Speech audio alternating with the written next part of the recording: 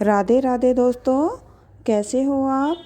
दोस्तों, आज की वीडियो में मैं लाई हूँ होली। होली का त्यौहार हम क्यों मनाते हैं और इसका इतिहास। दोस्तों, वीडियो को आप एंड तक ज़रूर देखें और मुझे कमेंट करके ज़रूर बताइएगा मेरी यह वीडियो आपको कैसी लगी।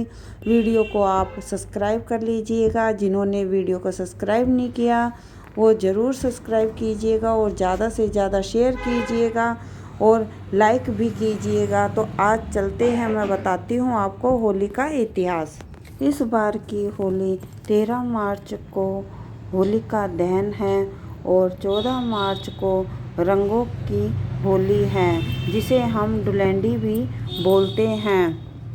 दोस्तों, इससे होली से जुड़ी हुई कई कहानियाँ और मान्यताएँ हैं। जैसे कि हम होली पर मान्यता है कि बुराई पर अच्छाई की जीत का संदेश हमें देती है। वहीं इनसे समानता और एकता की शिक्षा भी हमें मिलती है।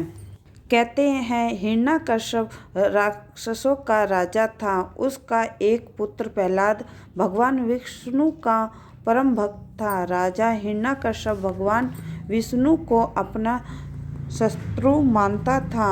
जब उसे पता चला कि प्रहलाद विष्णु भक्त है तो उसने प्रहलाद को रोकने की कोशिश की, लेकिन प्रहलाद के ना मानने पर हिरण्यकश्यप प्रहलाद को यातनाएं देने लगा, यानी कि उसको सजाएं कठिन से कठिन देना शुरू कर दिया। हिरण्यकश्यप प्रहलाद को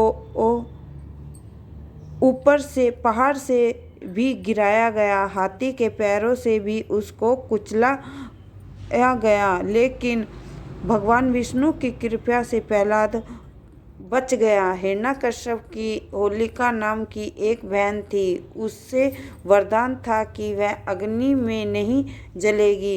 हिरण्यकश्यप के कहने पर होलिका प्रहलाद को मारने के लिए अपनी गोद में बैठाकर आग में प्रवेश कर गई, किंतु भगवान विष्णु की कृपा से भक्त प्रहलाद बच गया और होलिका जल गई।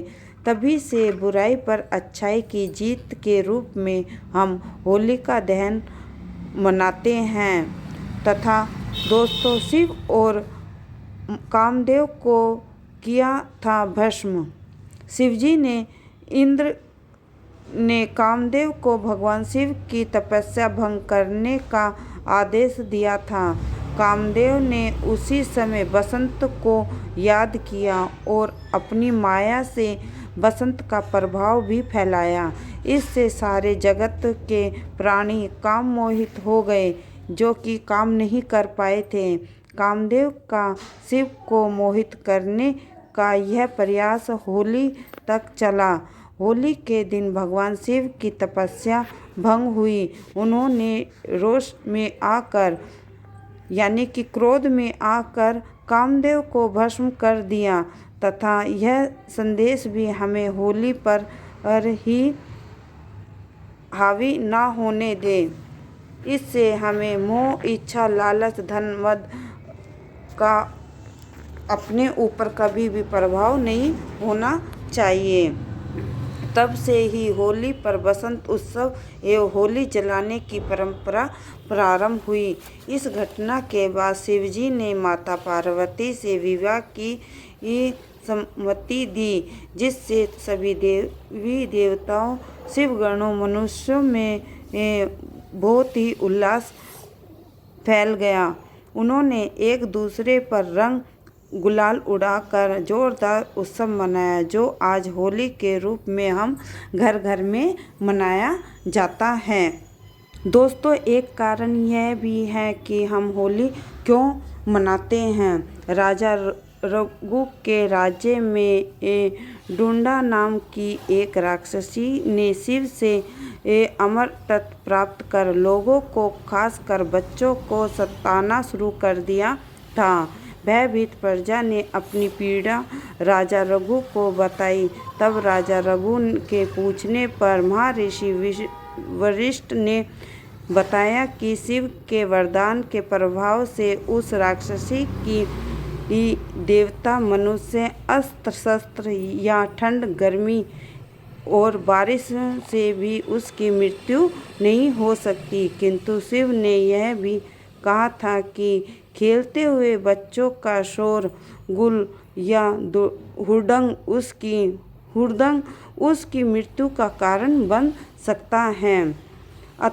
अंत में ऋषि ने उसको उपाय भी बताया। फाल्गुन पूर्णिमा का दिन शीत ऋतु की विदाई तथा ग्रीष्म ऋतु के आगमन का होता है, यानी कि जब सर्दी जाती है और गर्मी आती है, इन्हीं बीच का उन्होंने उपाय बताया। उस दिन से सारे लोग एकत्रित होकर आनंद और खुशी के साथ हंसे, नाचे, गाए और ज़ोर ज़ोर से तालियां बजाकर कूदना शुरू कर दिया। छोटे बच्चे निकल कर शोर मचाना शुरू कर दिया था। लकड़ियाँ, घास, उपले आदि इकट्ठा कर मंत्र बोलकर उसमें आग जलाई। उन्होंने अग्नि की परिक्रमा भी लगाई। उन्होंने उसमें होम भी किया। राजा द्वारा प्रजा के साथ इन सब क्रियाओं को करने पर अत्यंत हुड़दंग नामक राक्षसी का वध हो गया। इसी प्रकार बच्चों से राक्षसी बाधा तथा प्रजा के भय का निर्वाण हुआ। यही दिन होलिका तथा कालांतर में होली के नाम से लोकप्रिय भी हो गया था। तथा दोस्तों, इन्हीं कारणों से हम होली का त्योहार मनाते हैं और अगले दिन हम रंगों से होली खेलते हैं। गुब्बारे, रंगों का पानी और एक दूसरे पर गुलाल लगाते हैं और हम इसी से ही होली का त्योहार मनाते हैं। तो दोस्तों, आपको मेरी ये वीडियो कैसी लगी? राधे राधे, राधे कृष्णा। वीडियो को आप ज़रूर सब्सक्राइब कीजिएगा, ज़्यादा से ज़्यादा शेयर कीजिएगा। राधे राधे।